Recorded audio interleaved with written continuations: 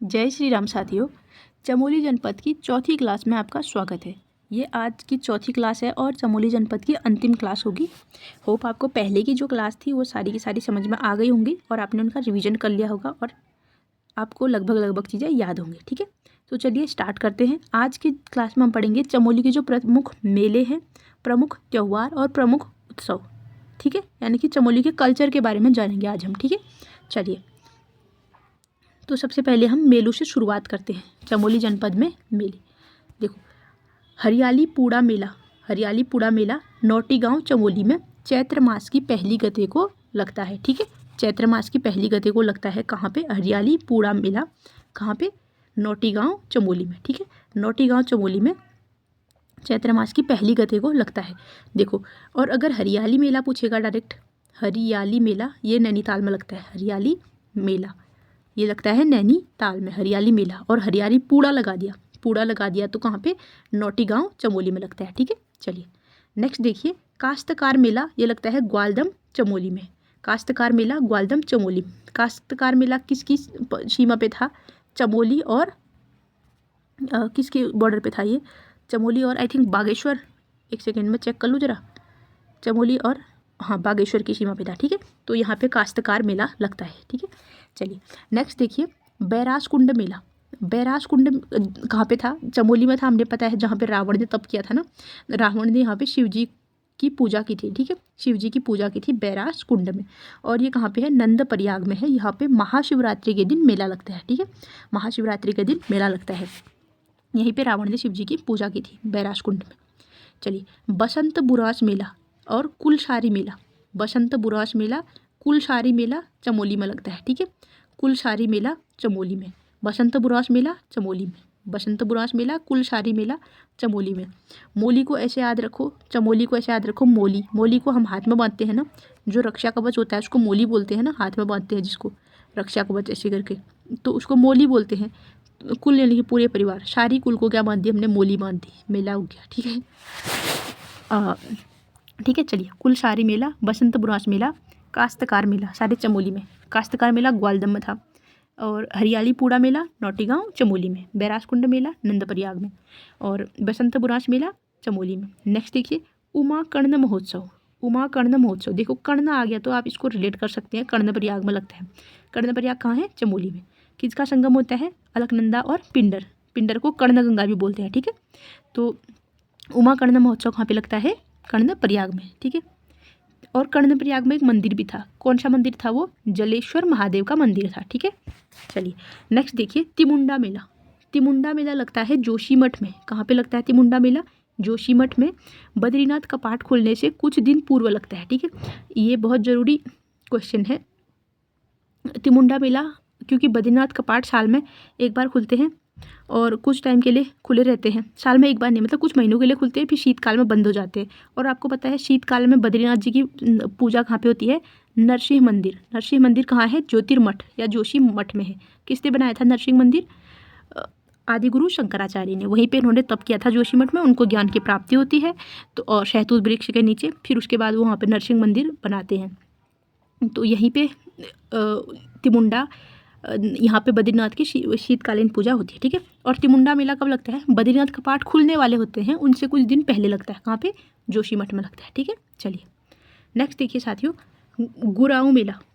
गुराऊ मेला माणा में बद्रीनाथ कपाट के बंद होने से कुछ दिन पूर्व लगता है। ठीक है, देखो गुराऊ मेला कब लगता है? माणा गांव में बद्रीनाथ कपाट बंद होने से पूर्व लगता है। और खुलने से पूर्व कौन सा था? तिमुंडा मेला था। तिमुंडा मेला, तिमुंडा मेला कहाँ पे था? जोशीमठ में। और गुराऊ मेला ये माणा में। ठीक है, गुराऊ मेला माणा में, गुराऊ मेला माणा में, और तिमुंडा मेला जोशीमठ में। तिमुंडा जोशीमठ में। ठीक है, चलिए नेक्स्ट देखिए, बोरी मेला। बोरी मेला लगता है चमोली में बाण गांव में लाटू देवता के कपाट खुलने पर। ठीक है, लाटू देवता को क्या बोलते हैं? नंदा देवी का भारवाहक देवता भी बोलते हैं। ठीक है, नंदा देवी के भाई के रूप में भी बोला जाता है इनको। तो यहाँ पर जब कपाट खुलते हैं, बाण गांव में इनका मंदिर है, तो यहाँ पे लगता है बोरी मेला। ठीक है, बोरी मेला, लाटू देवता, लाटू देवता, लाटू देवता के कपाट खुलने पर बोरी मेला। कहाँ पे? चमोली के बाण गांव में। ठीक है, नेक्स्ट देखिए, बंड विकास मेला चमोली के पीपल कोटी में लगता है। बंड विकास मेला चमोली के पीपल कोटी में लगता है। कल हमने एक मेला पढ़ा था 1943 में शुरू हुआ था, औद्योगिक एवं विकास मेला। किसने शुरू किया था? बर्नेडी ने शुरू किया था, ठीक है, बर्नेडी ने। चमोली में ही होता है और कब से? 14 नवंबर से लगता है 7 दिनों तक, ठीक है, जवाहरलाल नेहरू के जन्मदिन से। नेक्स्ट देखिए, प्रतिवर्ष बामन द्वादशी को मेले का आयोजन बद्रीनाथ चमोली में किया जाता है। प्रतिवर्ष बामन द्वादशी को मेले का आयोजन कहाँ पर किया जाता है? बद्रीनाथ चमोली में किया जाता है। बद्रीनाथ में क्या? बामन द्वादशी आती है जब, तो यहाँ पर बद्रीनाथ में क्या किया जाता है? मेला आयोजित किया जाता है, ठीक है। अच्छा, पांडुकेश्वर में कौन सा बद्री था, याद है आपको? योग ध्यान बद्री था ना पांडुकेश्वर में, और यहाँ पे पांडव शिला भी थी। तो जो पांडुकेश्वर में है, पांडुकेश्वर उत्सव मनाया जाता है। इससे तो हम रिलेट कर लेंगे। पांडुकेश्वर उत्सव कहाँ पे? पांडुकेश्वर चमोली में। इसका उत्सव, ये ज़्यादा इंपॉर्टेंट है, प्रत्येक 6 वर्ष बाद किया जाता है, जिसे स्थानीय स्तर पर जाति का मेला भी कहते हैं, ठीक है। पांडुकेश्वर मेला कितने साल बाद लगता है? 6 साल बाद लगता है। ऐसे याद रखो, पांडव 6 साल बाद, 5 पांडव होते हैं, ठीक है, 6 पांडव, कहीं 5 मत लगाना, ठीक है। पांडुकेश्वर मेला 5 पांडव, ऐसे करके 6 साल बाद। मैं वैसे बता रही हूँ, लेकिन ट्रिक में ऐसे लोग ज़्यादातर कंफ्यूज होते हैं, क्योंकि मैं भी अक्सर ऐसा गड़बड़ कर देती हूँ, तो आप मत कीजिएगा, ठीक है। तो जाति का मेला कहाँ पे लगता है? पांडुकेश्वर में। देखो, इसको ये पांडुकेश्वर उत्सव ना भी कह के जाति का मेला कहाँ लगता है पूछ दिया तो पांडुकेश्वर से तो हम लगा लेंगे पांडुकेश्वर में, ठीक है। और कितने वर्षों बाद आयोजित होता है? 6 वर्षों बाद आयोजित होता है, ठीक है। चलिए नेक्स्ट देखिए, अठवाड़ मेला। अठवाड़ मेला का आयोजन प्रत्येक 12 वर्षों में माणा के घंटाकर्ण मंदिर में होता है, ठीक है। माणा के घंटाकर्ण मंदिर में अठवाड़ मेला लगता है। कितने सालों बाद? 12 साल बाद, ठीक है। 12 साल बाद लगता है माणा के घंटाकर्ण मंदिर में अठवाड़ मेला। अठवाड़ मेला 12 साल बाद घंटाकर्ण मंदिर में, माणा में एक मंदिर और था घंटाकर्ण के साथ, मैं रिकॉल नहीं कर पा रही हूँ, आपको याद है क्या? बताओ तो, याद है तो। माणा में घंटाकर्ण के साथ एक मंदिर और पढ़ा था कल हमने, माता मूर्ति मंदिर, ठीक है। ये माणा में भगवान बद्रीनाथ की माता मूर्ति मंदिर और घंटाकर्ण का मंदिर था, ठीक है। तो जो घंटाकर्ण का मंदिर है माणा में, उसमें कौन सा मेला लगता है? ये 12 साल बाद लगता है अठवाड़ मेला, ठीक है, अठवाड़ मेला। चलिए, अभी तक जो मेले पढ़े थे उनको रिवाइज करते हैं, ठीक है, ऐसे तो मैं भूल जाएंगे। चलो, सबसे पहले हमने पढ़ा था तिमुंडा मेला पढ़ा था ना, तिमुंडा, चलो कोई नहीं। बद्रीनाथ का पाठ खुलने से पहले लगता है, कहाँ पर लगता है? जोशीमठ में लगता है, ठीक है। और बद्रीनाथ का पाठ खुलने के बाद लगता है गुराऊ मेला, ये लगता है माणा में, ठीक है।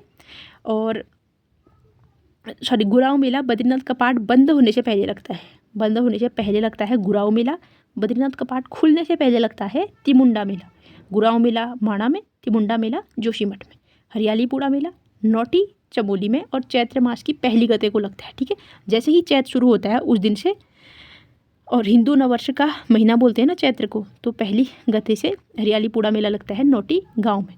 और नौटी गाँव चाय के लिए भी फेमस है, ठीक है, नौटी गाँव में। और काश्तकार मेला ग्वालदम चमोली में लगता है। ग्वालदम कौन से बॉर्डर पे है? चमोली और बागेश्वर के बॉर्डर में है, ठीक है। और बैराज कुंड मेला, यहाँ पे रावण ने शिव जी की तपस्या की थी, तो यहाँ पर बैराज कुंड मेला लगता है, और महाशिवरात्रि के दिन लगता है, ठीक है, महाशिवरात्रि के दिन। और बसंत बुरांस मेला और एक कुलसारी मेला, ये भी चमोली में लगता है, ठीक है। बसंत बुरांस मेला और कुलसारी मेला। उमाकर्ण महोत्सव कर्णप्रयाग में। और एक पांडुकेश्वर मेला था, इसको जाति का मेला भी कहते हैं। ये 6 साल बाद मनाया जाता है, ठीक है, 6 साल बाद मनाया जाता है। ये नीचे था, मैंने पहले बोल दिया, चलो कोई बात नहीं। और 6 साल बाद जाति का मेला भी कहते हैं, ठीक है। और गुराऊ मेला लगता है बद्रीनाथ का पाठ के बंद होने से कुछ दिन पहले, कहाँ पे? माणा गाँव में। और तिमुंडा मेला बद्रीनाथ का पाठ खुलने से कुछ दिन पहले जोशीमठ में, ठीक है। आई होप इसको नहीं भूलोगे। और बंड विकास मेला कहाँ लगता है? पीपल कोटी चमोली में। और जो ये पीपल कोटी है चमोली का, पीपल कोटी, इसमें मेरे को एक फैक्ट याद आ रहा है, मडवा अनुसंधान केंद्र है जो राज्य का, मडवा अनुसंधान केंद्र, मडवा रागी जिसकी रोटी बनती है, काले रंग की रोटी, तो जो अनुसंधान केंद्र है वो पीपल कोटी चमोली में है, ठीक है, मडवा अनुसंधान केंद्र, आप लिख सकते हैं अगर चाहे तो। और चलिए, और देखिए, और बामन द्वादशी को बद्रीनाथ में मेला लगता है। प्रतिवर्ष बामन द्वादशी को बद्रीनाथ में मेला लगता है, ठीक है। बामन द्वादशी मेला कब लगता है? बद्रीनाथ में, ठीक है, हर साल मनाए जाते हैं। चलिए, और पांडुकेश्वर तो हम कर चुके हैं। और अठवाड़ मेला कब लगता है? 12 सालों में लगता है। कहाँ पे? घंटाकर्ण मंदिर चमोली में, ठीक है, माणा में। माणा का है घंटाकर्ण मंदिर, और माता मूर्ति मंदिर भी कहाँ था? माणा में ही था ना। चलिए नेक्स्ट देखिए, ओशर चमोली जिले की देव यात्रा संबंधी किया जाने वाला लोक नाट्य है। जो ओशर है वो ओशर चमोली जिले में देव यात्रा संबंधी किया जाने वाला लोक नाट्य है। ओशर ओशर क्या है? चमोली जिले में देव यात्रा संबंधी किया जाने वाला लोक नाट्य है। ओशर कहाँ पे? चमोली में।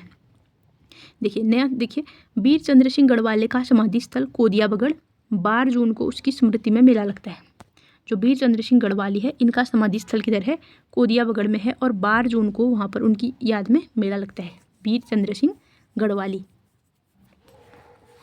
पेशावर कांड के नायक, याद होगा आपको 1930 में जो कांड हुआ था, जो निहत्थे अफगान सैनिक थे उन पर इन्होंने हथियार चलाने को मना कर दिया था, फिर इनको कैद हो जाती है, तो उनकी याद में मेला लगता है कोदिया बगड़ में 12 जून को। ठीक है। अशोक चक्र विजेता शहीद भवानी दत्त जोशी की स्मृति में थराली के चेपड़ो मैदान में आयोजित शहीद मेले को सरकार ने राजकीय मेला घोषित किया।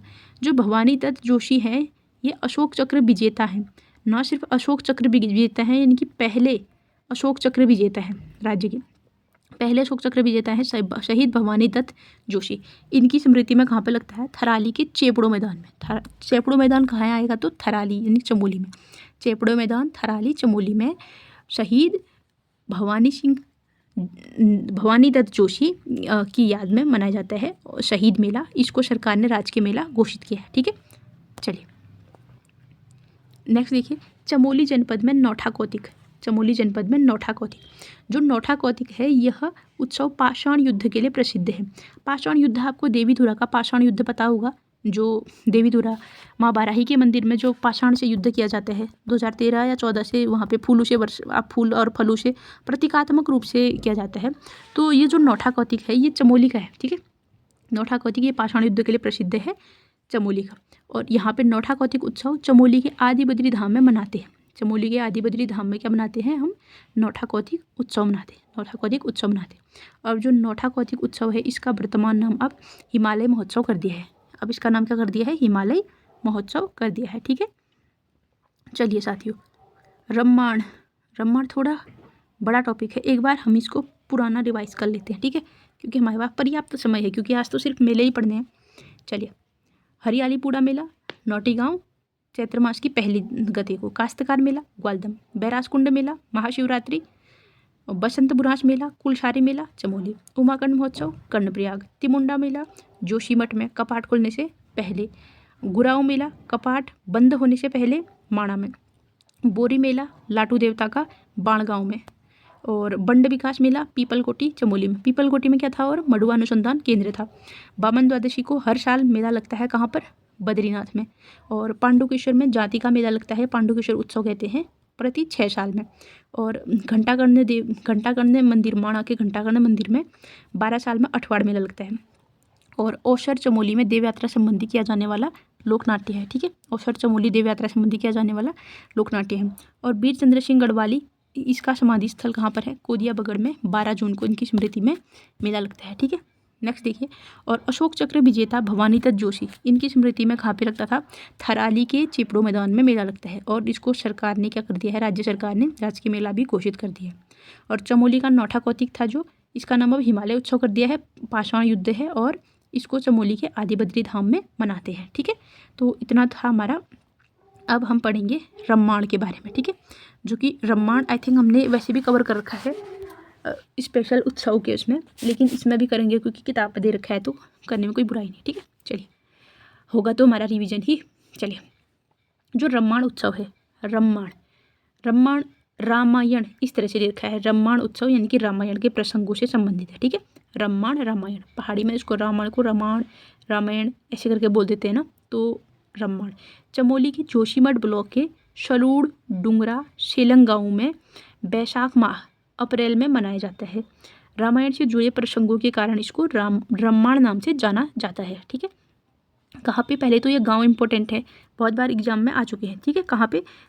जो चमोली के जोशीमठ ब्लॉक के शलूड़ डुंगरा शेलंग गाँव, शलूड़ डुंगरा तो बहुत बार एग्जाम में आए हैं, शेलंग भी याद कर लो। ठीक है, शलूड़ डुंगरा शेलंग गाँव, शलूड़ डुंगरा शेलंग गाँव जोशीमठ के यहाँ पे मनाया जाता है। ठीक है, रम्माण उत्सव कभी 11 तो कभी 13 दिनों तक मनाया जाता है। ठीक है, कभी 11 दिन का, कभी 13 दिन का मनाया जाता है, जिसका आयोजन सरूड़ व डुंगरा गांव की संयुक्त पंचायत करती है। ठीक है, तीसरा गांव हमने शेलंग पढ़ा था ना, लेकिन जो मेन है सरूड़ और डुंगरा गांव की संयुक्त पंचायत इसका आयोजन करती है रम्माण का।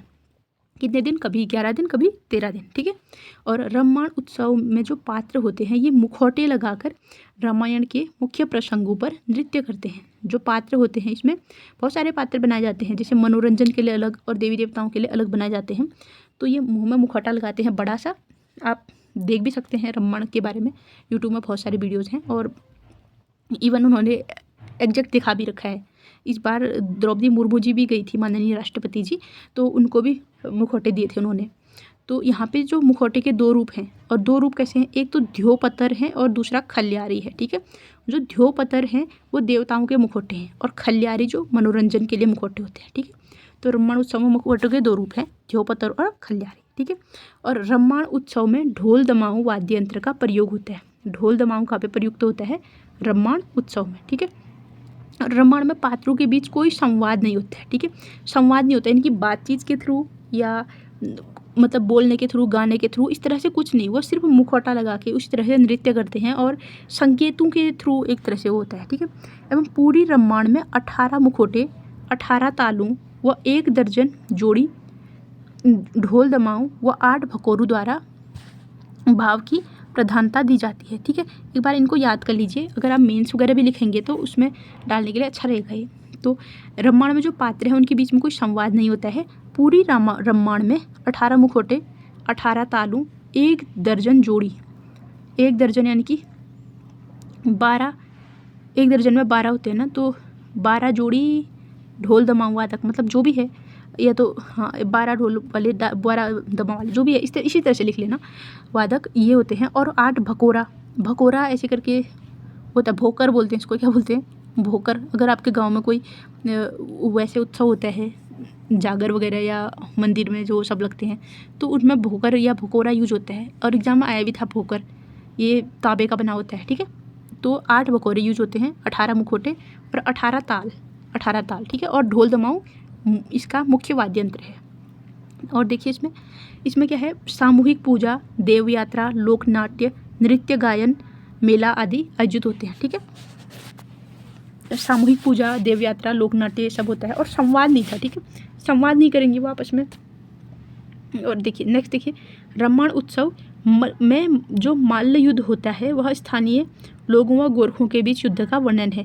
क्योंकि आपको याद होगा जब गोरखाओं का राजा आया था उसको गोरख्याली कहा गया, जो कि बहुत ज़्यादा क्रूर और अत्याचारी था। तो उसमें एक मल्ल युद्ध किया जाता है, जो स्थानीय लोग थे उनका गोरखों से संघर्ष या जो उनके बीच में जो युद्ध हुआ था उसको वर्णन करता है।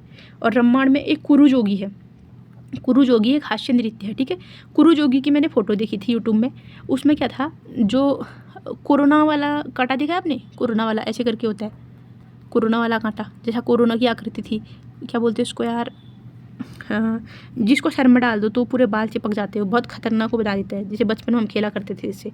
तो ये कुरु जोगी मतलब वही सब चिपका के लाता है और वो किसी और पे चिपका देता है, तो ये हास्य नृत्य है। ठीक है, चलिए नेक्स्ट देखिए, बनिया बनियान, बनिया बनियान तिब्बत व्यापारियों पर आधारित है। बनिया बनियान नृत्य तिब्बत व्यापारियों पर आधारित है। देखो व्यापारी को बनिया बोलते हैं ना, बनिया, बनिया या बनिया, तो बनिया बनियान उसकी पत्नी हो गई, तो बनिया बनियान नृत्य किस पे आधारित है, तिब्बत व्यापारी से, क्योंकि तिब्बत और भारत का व्यापार या उत्तराखंड तिब्बत का व्यापार बहुत चलता था पहले से। ठीक है, चलिए नेक्स्ट देखिए, मोर मोरयान नृत्य। मोर मोरयान नृत्य पशुपालक एवं उसकी पत्नी से संबंधित होता है। मोर और मोरयान, मोर मोरयान पशुपालक उसकी पत्नी, बनिया बनियान तिब्बत व्यापारी, कुरु जोगी हास्य नृत्य। नेक्स्ट देखिए, रम्माण उत्सव में नरसिंह एवं प्रहलाद के पात्र भी प्रमुख पात्र हैं। नरसिंह भगवान बताऊंगे आपको, जो नरसिंह अवतार जो जिनका मुख सिंह का था और नाखून थे और शरीर धड़ इंसान का था, और जो प्रहलाद थे भगवान, ये प्रहलाद इनके पिता हिरण्यकश्यप को मारने के लिए इन्होंने अवतार लिया था भगवान विष्णु ने, नरसिंह अवतार, तो उनके पात्र भी हैं। ठीक है, प्रहलाद और नरसिंह के पात्र भी रम्माण में होते हैं। और नेक्स्ट देखिए, 2 अक्टूबर 2009 को रम्माण उत्सव को यूनेस्को द्वारा विश्व की अमूर्त सांस्कृतिक धरोहर घोषित किया गया। इसका श्रेय कुशल सिंह भंडारी को जाता है। 2 अक्टूबर 2009 को 2 अक्टूबर 2009 को रम्माण उत्सव को यूनेस्को के द्वारा विश्व की अमूर्त सांस्कृतिक धरोहर घोषित किया गया। 2 अक्टूबर 2009 को रम्माण उत्सव को क्या किया गया? यूनेस्को की विश्व की अमूर्त धरोहर। अच्छा, ये तो पता चल गया 2009 में किया है।